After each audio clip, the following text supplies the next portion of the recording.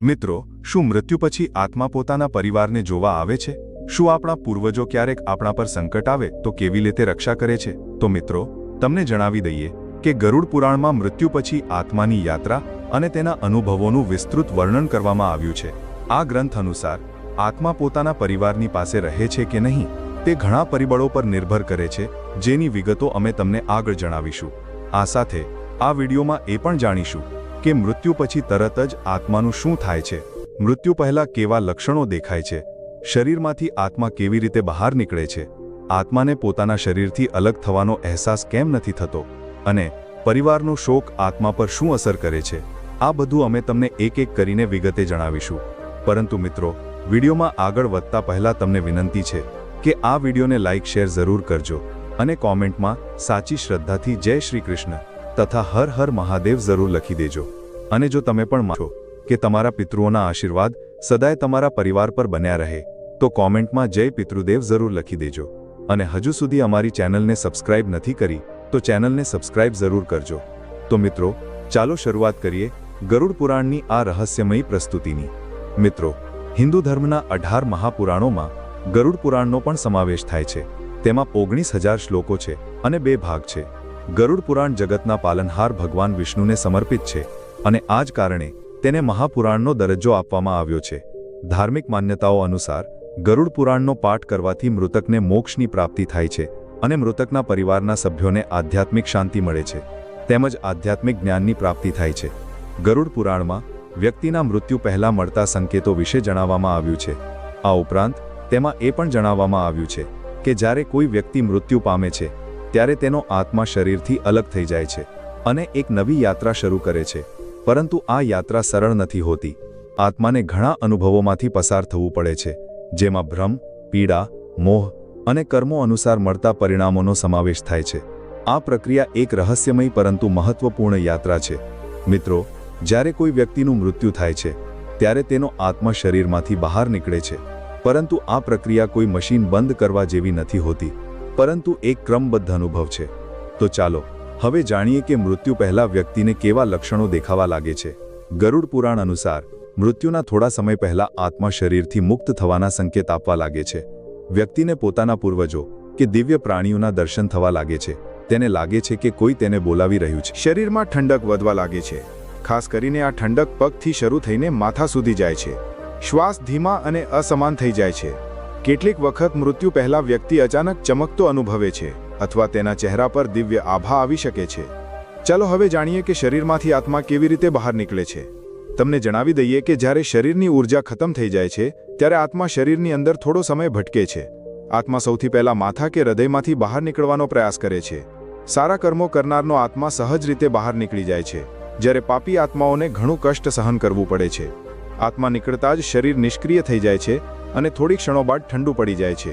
મિત્રો, મૃત્યુ પછી આત્મા માટે સૌથી મોટો આઘાત એ હોય છે કે તે પોતાના ભૌતિક શરીરથી અલગ થઈ ચૂક્યો છે, પરંતુ આ અહેસાસ તરત જ નથી થતો.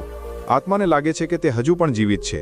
તે પોતાના પરિવાર, મિત્રો અને આસપાસના લોકોને જોઈ શકે છે. જ્યારે તે પોતાના શરીરને નિષ્ક્રિય જુએ છે ત્યારે તેને ભ્રમ થાય છે કે તે સ્વપ્નમાં છે. તે પોતાના પરિવાર સાથે વાત કરવાનો પ્રયાસ કરે છે, પરંતુ કોઈ તેને સાંભળી શકતું નથી.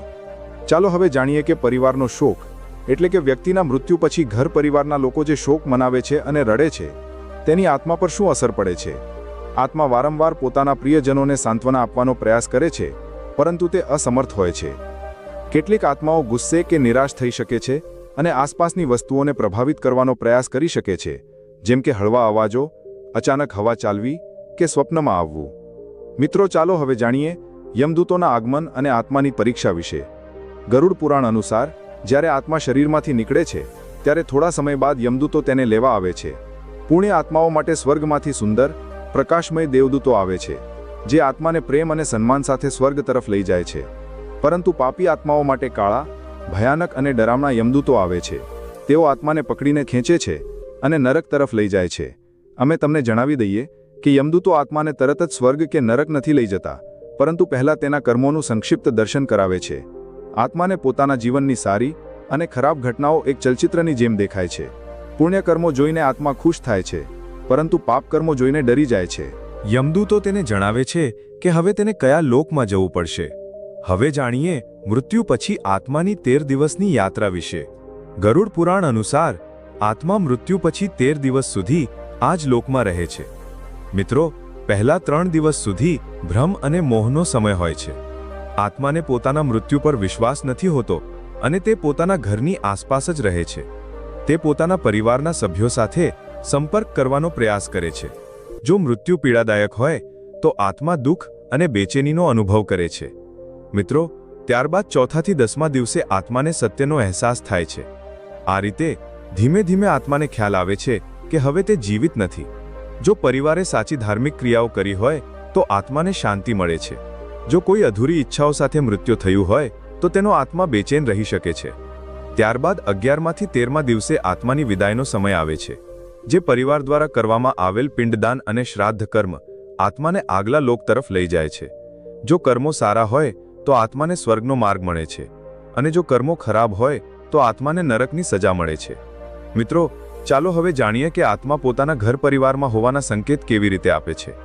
ગરુડ પુરાણમાં જણાવવામાં આવ્યું છે કે જો કોઈ આત્મા અધૂરી ઈચ્છાઓ કે મોહને કારણે આ લોકમાં અટવાઈ જાય તો તે પોતાના પરિવારને સંકેત આપી શકે છે.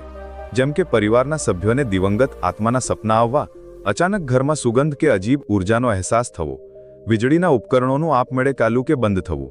મિત્રો, ગરુડ પુરાણ અને અન્ય વૈદિક ગ્રંથોમાં જણાવવામાં આવ્યું છે કે જ્યારે કોઈ વ્યક્તિ મૃત્યુ પામે છે ત્યારે તેનો આત્મા તેના ભૌતિક શરીરને છોડી દે છે. પરંતુ આ સ્થિતિમાં આત્માનો અનુભવ સામાન્ય જીવોથી અલગ હોય છે. આત્મા જોઈ અને સાંભળી શકે છે, પરંતુ તે બોલી શકતો નથી અને બીજાઓ સાથે વાત કરી શકતો નથી. આ એક રહસ્યમય પરંતુ મહત્વપૂર્ણ વિષય છે. તો ચાલો આ વિશે વિસ્તારથી જાણીએ. અમે તમને જણાવી દઈએ કે શરીર 3 સ્તરનું બનેલું હોય છે. પહેલું છે સ્થૂળ શરીર, એટલે કે ભૌતિક શરીર, જેને આપણે જોઈ અને સ્પર્શી શકીએ છીએ.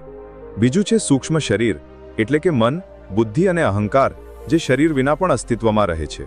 અને ત્રીજું છે કારણ શરીર, એટલે કે આત્મિક સ્તર, જે આત્માનું મૂળ સ્વરૂપ હોય છે. જ્યારે મૃત્યુ થાય છે ત્યારે આત્મા સ્થૂળ શરીર છોડી દે છે, પરંતુ તેનું સૂક્ષ્મ શરીર તેની સાથે રહે છે. આ જ સૂક્ષ્મ શરીરને કારણે આત્મા જોઈ અને સાંભળી શકે છે. મિત્રો, હવે જો તમે એ વિચારી રહ્યા હો કે આત્મા બોલી કેમ નથી શકતો, તો અમે તમને જણાવી દઈએ કે આત્મા પાસે હવે સ્થૂળ શરીર નથી હોતું, તેથી તે ધ્વનિ ઉત્પન્ન કરી શકતો નથી. વાણી ઉત્પન્ન કરવા માટે શારીરિક અંગો જેમ કે સ્વરયંત્ર, જીભ, ફેફસાની જરૂર હોય છે, જે મૃત્યુ પછી નિષ્ક્રિય થઈ જાય છે. આત્માને બોલવા માટે કોઈ માધ્યમ જેમ કે શરીર કે વિશેષ ઉર્જાની જરૂર હોય છે. માત્ર કેટલીક વિશેષ પરિસ્થિતિઓમાં આત્માઓ માનસિક તરંગો દ્વારા સંદેશ મોકલી શકે છે. જ્યારે આત્મા અત્યંત ઉર્જા કેન્દ્રિત કરી લે ત્યારે તે સ્વપ્ન કે સંકેતો દ્વારા સંવાદ કરી શકે છે. મિત્રો, ચાલો હવે જાણીએ કે શું આત્મા પોતાના પરિવારનું રક્ષણ કરી શકે છે. ગરુડ પુરાણ અને અન્ય હિન્દુ ધાર્મિક ગ્રંથોમાં મૃત્યુ પછી આત્માની સ્થિતિ, તેની ક્ષમતાઓ અને તેના પરિવાર સાથેના સંબંધો વિશે વિગતે જણાવવામાં આવ્યું છે. પરંતુ એક સામાન્ય પ્રશ્ન ઊભો થાય છે કે શું મૃત્યુ પછી આત્મા પોતાના પરિવારનું રક્ષણ કરી શકે છે? આ પ્રશ્નનો જવાબ ગરુડ પુરાણ અને અન્ય શાસ્ત્રોમાં આપેલા સિદ્ધાંતોના આધારે આપણે સમજવાનો પ્રયાસ કરીશું. મિત્રો, મૃત્યુ પછી આત્માની ગતિ તેના કર્મો અને સંસ્કારો પર નિર્ભર કરે છે. આત્મા પાસે કેટલીક વિશેષ શક્તિઓ હોય છે, પરંતુ તે સ્થૂળ દુનિયામાં સંપૂર્ણ રીતે કાર્ય નથી કરી શકતી. મોક્ષ પ્રાપ્ત કરનાર આત્મા. મિત્રો, આવો આત્મા આ સંસારથી મુક્ત થઈને પરમાત્મામાં વિલીન થઈ જાય છે અને ફરી ક્યારેય પાછો નથી આવતો. ત્યારબાદ સ્વર્ગ કે નરકમાં ગયેલો આત્મા, આ આત્મા પોતાના કર્મો અનુસાર દંડ કે સુખ ભોગવે છે અને પૃથ્વીના કાર્યોમાં દખલ નથી આપી શકતો. અને ભટકતો આત્મા, એટલે કે પિતૃ આત્મા કે પ્રેત યોનિમાં અટવાયેલો આત્મા, આ આત્મા પોતાના અધૂરા કાર્યોને કારણે આ લોકમાં રહે છે અને ક્યારેક પોતાના પરિવારની મદદ કરવા કે સંકેત આપવાનો પ્રયાસ કરી શકે છે. ગરુડ પુરાણ અનુસાર પૂર્વજોના આત્માઓ પિતૃલોકમાં નિવાસ કરે છે અને તેઓ પોતાના વંશજોનું રક્ષણ કરી શકે છે. શ્રાદ્ધ અને તર્પણ કરવાથી પૂર્વજોના આત્માઓ સંતુષ્ટ થાય છે અને પરિવારને આશીર્વાદ આપે છે. જો પરિવારમાં કોઈ સંકટ આવવાનું હોય તો પિતૃ આત્માઓ સ્વપ્ન કે અન્ય સંકેતો દ્વારા પોતાના વંશજોને સચેત કરી શકે છે. પરંતુ મિત્રો, જો તમે એ વિચારી રહ્યા હો કે આત્મા પોતાના પરિવારનું રક્ષણ કેવી રીતે કરી શકે છે, તો અમે તમને જણાવી દઈએ કે આત્માઓ ક્યારેક પોતાના પરિવારને સ્વપ્ન દ્વારા આવનારા સંકટની ચેતવણી આપી શકે છે. ગરુડ પુરાણ અનુસાર જો કોઈ મૃત આત્માનું સ્વપ્નમાં વારંવાર દર્શન થાય તો તે એક મહત્વપૂર્ણ સંદેશ હોઈ શકે છે. મિત્રો, ઘણી વખત લોકો અનુભવે છે કે અચાનક કોઈ અનહોનીથી બચી ગયા હોય કે કોઈ અદૃશ્ય શક્તિ તેમનું રક્ષણ કરી રહી હોય. આ તેમના પૂર્વજોના આત્માઓ હોઈ શકે છે જે તેમને કોઈ સંકટથી બચાવી રહ્યા હોય. આ સાથે અમે તમને જણાવી દઈએ કે જ્યારે પરિવારમાં કોઈ ધાર્મિક અનુષ્ઠાન, પાઠ કે શ્રાદ્ધ કરવામાં આવે છે ત્યારે આત્માઓ પ્રસન્ન થાય છે અને ઘરમાં સકારાત્મક ઊર્જાનો સંચાર કરે છે. આ સકારાત્મક ઊર્જા પરિવારને માનસિક શાંતિ અને રક્ષણ પ્રદાન કરે છે. આત્માઓ ક્યારેક પરિવારના સભ્યોને સાચો નિર્ણય લેવા માટે પ્રેરિત કરી શકે છે. આ પ્રેરણા કોઈ વિચાર, સ્વપ્ન કે સંયોગના રૂપમાં મળી શકે છે. મિત્રો, જો કોઈ વ્યક્તિ ઈચ્છે છે કે તેના પૂર્વજોના આત્માઓ પરિવારનું રક્ષણ કરે તો ગરુડ પુરાણમાં આપેલા કેટલાક ઉપાયો અપનાવી શકાય છે. તો ચાલો આ ઉપાયો વિશે જાણીએ. અમે તમને જણાવી દઈએ કે પૂર્વજોને પ્રસન્ન કરવા માટે દર વર્ષે શ્રાદ્ધ અને પિંડદાન કરવું જરૂરી છે. આથી પિતૃ આત્માઓ સંતુષ્ટ થઈને પરિવારનું રક્ષણ કરે છે. પિતૃ સ્તોત્ર અને ગરુડ પુરાણનો પાઠ કરવાથી આત્માઓને શાંતિ મળે છે અને તેઓ પરિવારને આશીર્વાદ આપે છે. મહામૃત્યુંજય મંત્ર અને વિષ્ણુ સહસ્ત્ર નામનું જપ પણ આત્માના કલ્યાણ માટે કરી શકાય છે. આ ઉપરાંત બ્રાહ્મણો અને જરૂરિયાતમંદોને ભોજન કરાવવાથી પૂર્વજોના આત્માઓ પ્રસન્ન થાય છે અને ઘરનું રક્ષણ કરે છે. મિત્રો, જો કોઈ વ્યક્તિનો આત્મા ભટકતો હોય તો તે સંપૂર્ણ રીતે પરિવારનું રક્ષણ નથી કરી શકતો, બલકે આવા આત્માઓ ક્યારેક પરિવાર માટે સમસ્યા પણ ઉત્પન્ન કરી શકે છે. આ આત્માઓને શાંતિ આપવા માટે વિશેષ પૂજા, મંત્ર જાપ અને દાન કરવું જરૂરી હોય છે. મિત્રો, શું તમે ક્યારે અનુભવ્યું છે કે કોઈ અદૃશ્ય શક્તિ તમારું રક્ષણ કરી રહી છે? અમને કોમેન્ટમાં જરૂર જણાવો. તો મિત્રો, આશા છે કે આ માહિતી તમને ગમી હશે. તો મિત્રો, આજની વિડીયો સારી લાગી હોય તો વિડીયોને લાઇક જરૂર કરો અને કોમેન્ટમાં જય શ્રી હરિ વિષ્ણુ જરૂર લખો.